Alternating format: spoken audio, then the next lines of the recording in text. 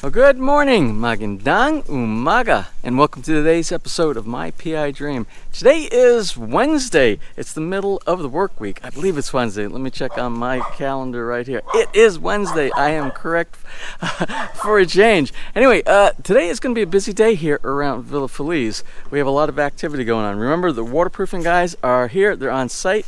They're preparing to get down inside the cistern and continue on with that job. And we also have a visit here by our local pest control company, Mahogany, and they are going to do some poisoning right around the house for the ants and termites and insects, those crawly things that try to get inside your house. So we'll kind of follow those guys around a little bit today. We'll try to get an update of what's going on with the cistern in the backyard. We also need to find a slot in the day to make a trip into town. We still are working on that certificate of occupancy. We didn't have all the documents that we needed. If we have an opportunity today, we'll talk a little bit about some of the things you need to do after you build a house. How do you register it with the municipality to do things like to pay taxes, those things that we don't like doing but are a necessary evil because people have to pay taxes. So if we get an opportunity, we'll talk about that again today as well. So let's go ahead and get started. So without further delay, let's get today's video underway.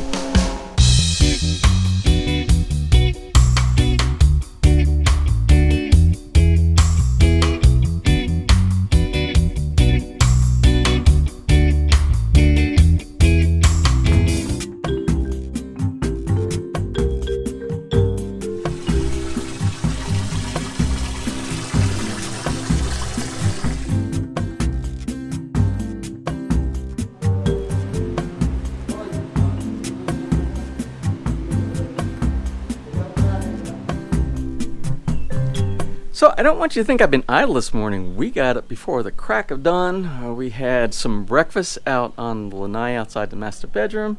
And then I came down here early this morning and I got the truck washed. The truck was really, really dirty. And what's nice about this driveway, the way this is designed, and it's down deep inside the ground that goes into the underground basement here, in the morning until about this time right now, probably between 8:30, about 8:30.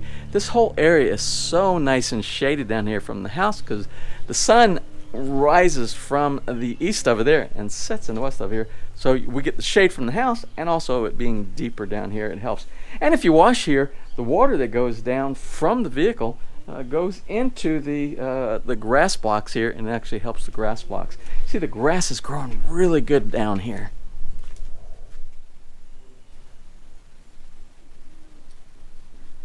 Now, I want to thank one of our subscribers, Tom Goddard. He sent me a link that had to do with pruning of mangoes. It's actually from the U.S., of all places, down in Florida. But you see, our mango is starting to get pretty big here. This is the Indian mango. This will be a little bit bigger than the other one that we planted over there, which is a dwarf variety. And it gave some great tips, about doing pruning, basically cutting off all these sections right here.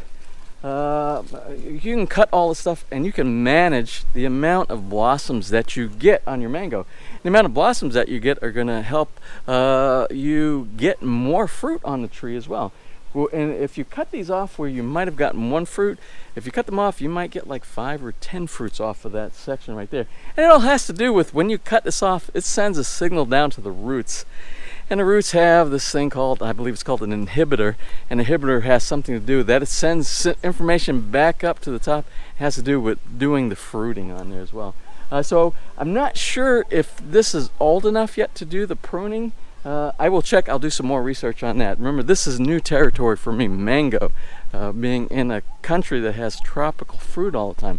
Also, I want you to look. I don't know if we really talked about it in a while. But look at the tree, the coconut tree right here. Now this is the coconut tree that was donated to me by one of our friends inside the barangay in Anilao, and this is from Ramil. And I was looking, we went back and started looking at some of our older videos last night, and this tree was like the size of this coconut seedling right here.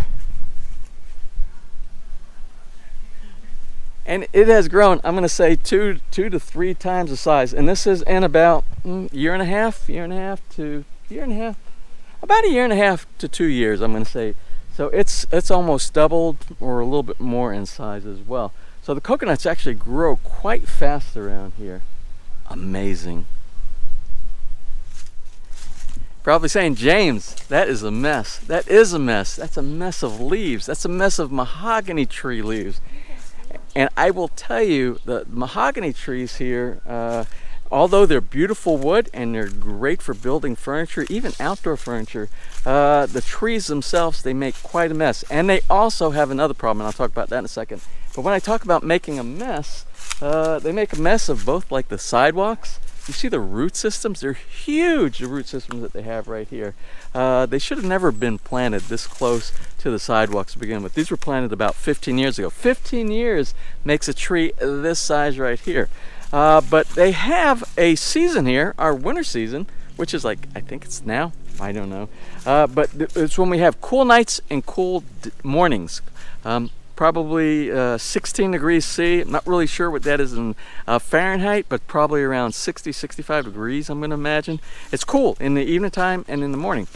But what that does, there is a seasonal drop of leaves like we do in the U.S., but they're quickly are replaced by new growth here in the Philippines, because remember, 365 days of the year here, it's green. It's things are flourishing. Vegetation is flourishing. But that's and you see the mess. You see the mess on the ground this makes. And the problem is that's the south and that's the north. And what happens is when the wind blows during this time of year, the prevailing winds go from the south to the north. And they blow it right across the street, and it just happened just a second ago. I should have taken a picture, but it looks like it's raining, and all the leaves, they just flow right over into the front yard of Villa Feliz over here. So we're constantly working. As a matter of fact, the maintenance crew here in the subdivision is supposed to come here today and clean all of this area up. They're responsible for maintaining all the public areas, part of our HOA fees. The other thing I wanted to talk about that's bad about mahogany trees. Mahogany trees are a site for these huge red ants. Remember the red ants that we had to have removed from the fiber box that caused us a PLDT fiber optic outage where we didn't have internet for a couple of weeks. Well, it's a result of these red ants. Now the red ants, and they're huge. I'll see. They just treated this over here. There was a big bed of red ants over here, but the red ants are so destructive. What they do is they like eating the insulation off of wires, which is what they did to the system, the PLDT box that they had, which caused that to fail, which caused us to have no internet. But they will also get into things like your lights. You know, you have on the perimeter of your house, if you have fence posts with lights, they will also get, if there's an opening, they're going to get inside and they will eat the insulation. And what I've had to do, I've had to treat a couple of times. The outside are sealed. I don't worry about those. But the inside lights, let me show you what those lights look like. See, these lights are open. And they will get up inside there and they will look for those wires. They will look for that insulation. I don't know, there's something they like. It's part of their palate that they enjoy munching on the wire, and they'll cause destruction. Then you'll have things like shorts, or you'll have opens, and you'll have problems with your lights. So if you're having a problem with your lights in the Philippines, that might be one of the reasons that you're having problems as well. So keep those in check. And these guys are going to be treating around the house, and we're treating specific areas for those red ants as well. Now, I don't know if you saw, but back here on the mahogany tree, the thing I was talking about, the other item that makes a mahogany tree not so desirable to have around your house because of those red ants is the fact that they harbor nest, the red ants nest. I don't know if you can see this far off. I'll try to zoom into it. But up there, you see those big round, the huge round things that look like a bunch of leaves up there. Now those are red ant nests. There are thousands and thousands upon maybe millions of ants up inside there, and they crawl up in those trees, they come down the trees, they look for something to eat, and they go back into those areas and they nest. That's where they harbor. And there's really not much you can do way up there because you can't reach it. So I'm not really sure what happens with those. So,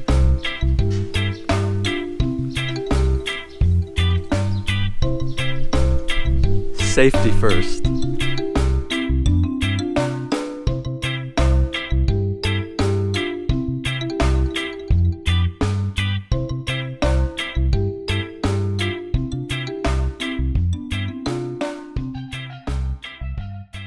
Now, I believe these guys' approach is they do some spot spraying that they'll do, and that's like above ground. And then what they're going to do, they're going to do injection.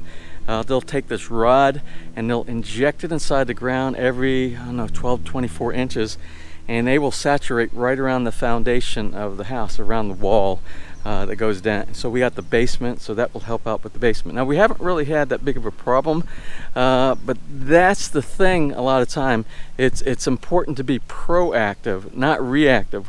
Normally what happens is people don't get the pest company involved until it's too late. They already have infestation by termites, which termites is a really big problem here in the Philippines. Cabinetry inside the house, anything that will get wet and damp, the termites will find a way into your house. Remember, these houses really aren't sealed like we do the houses inside the U.S. We put seals around the door, seal strips underneath the doors to try to prevent insects, crawling objects, snakes, pretty much everything from getting inside your house. But over here, they don't do that. And it's probably kind of good sometimes because you need to be able to let air circulate inside the house. But normally when you're living here, if it's not closed up in your way, normally you keep your windows open, you have screens inside there, and you allow circulation because that prevents mold. Remember, the Philippines is a very humid country, and what causes mold and mildew inside your house is the buildup of all that moisture inside has nowhere to go, and then it creates that green algae kind of stuff inside your house, on your walls and on your furniture. So anyway, they're going to continue. We'll keep an eye on what these guys are doing, and then we'll do a spot checkup on the guys down inside the cistern in just a little bit.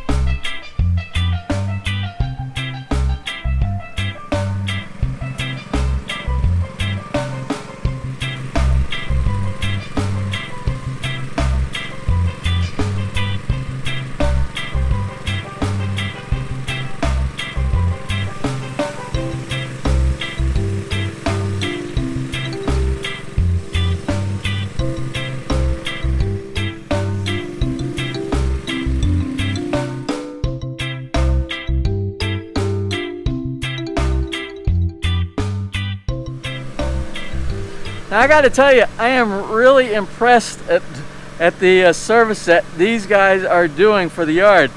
I told them I wanted to get rid of the ants, the ant problem. We have an ant problem. Not real bad, but we have an ant problem.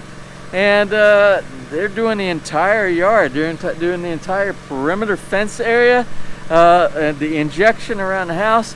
So I'm really happy that they're doing this. And what can you expect for pricing? We'll talk about pricing a little bit in a little bit. When these guys get done, what can you expect as far as how much is it going to cost to do this type of service at your house?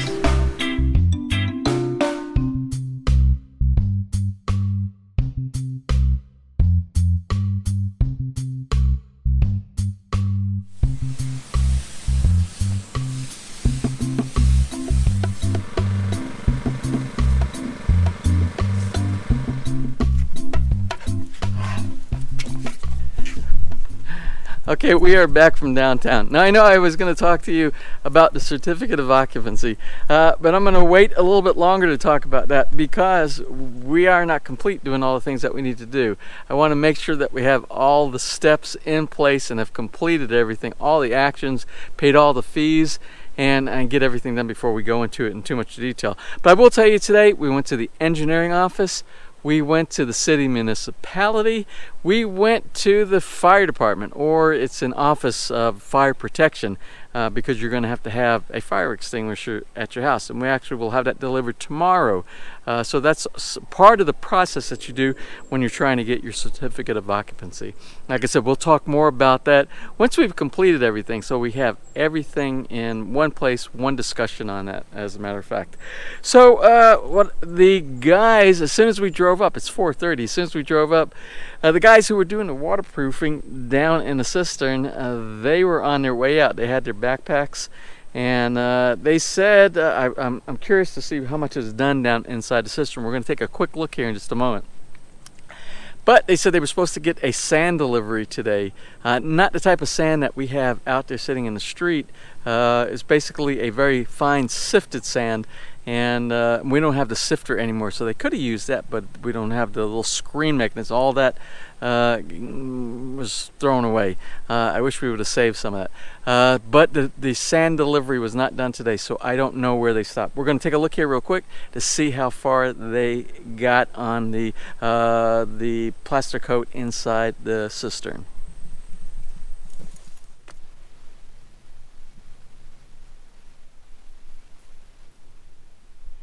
Now, I'm not sure you can see so well on the height. I think you can see okay on this side. It's kind of dark over here on this side.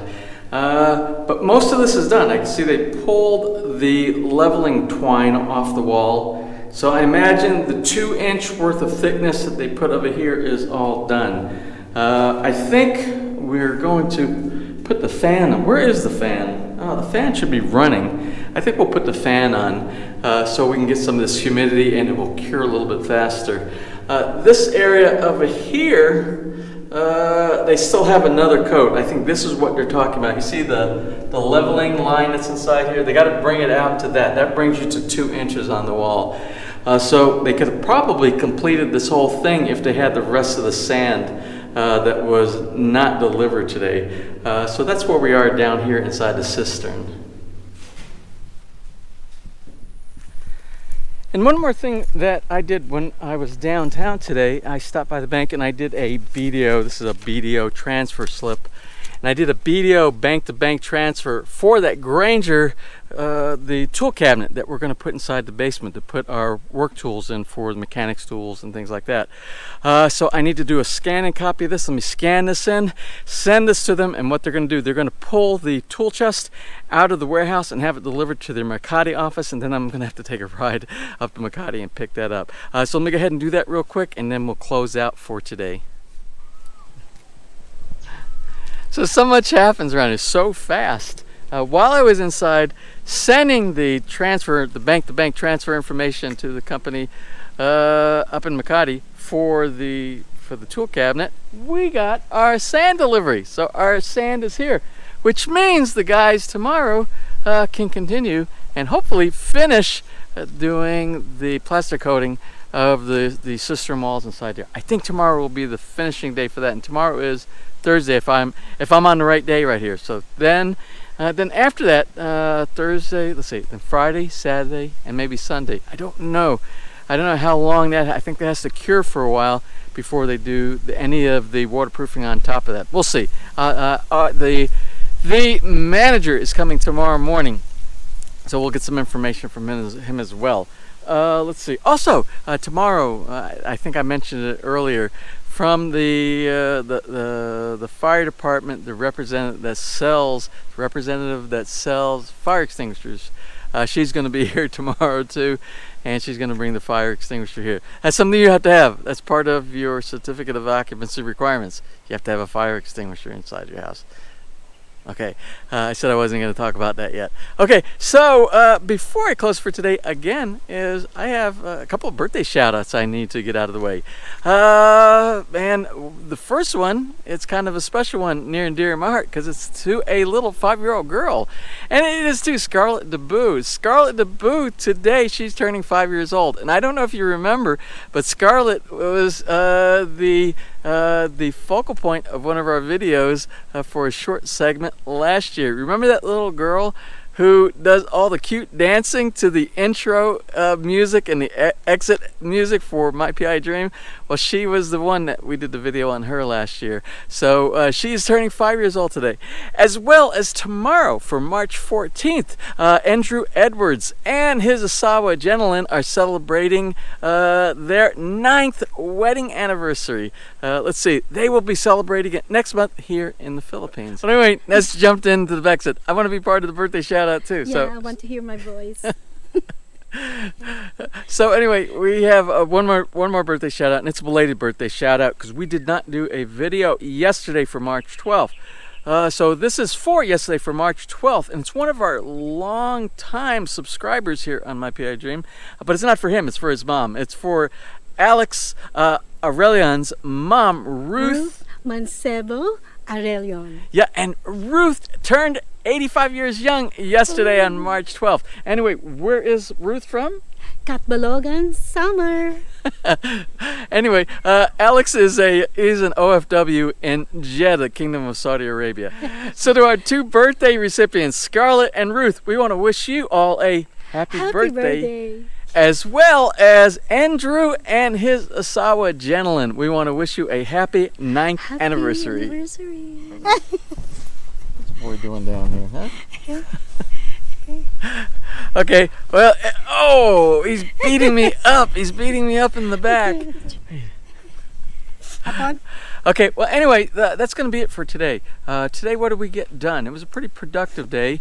We got the poisoning done from Mapicon. The folks did a great job. The entire house on the outside, everything, including the yard, including the fence work, and I appreciate those guys coming in and doing an extra effort to get things taken care of today.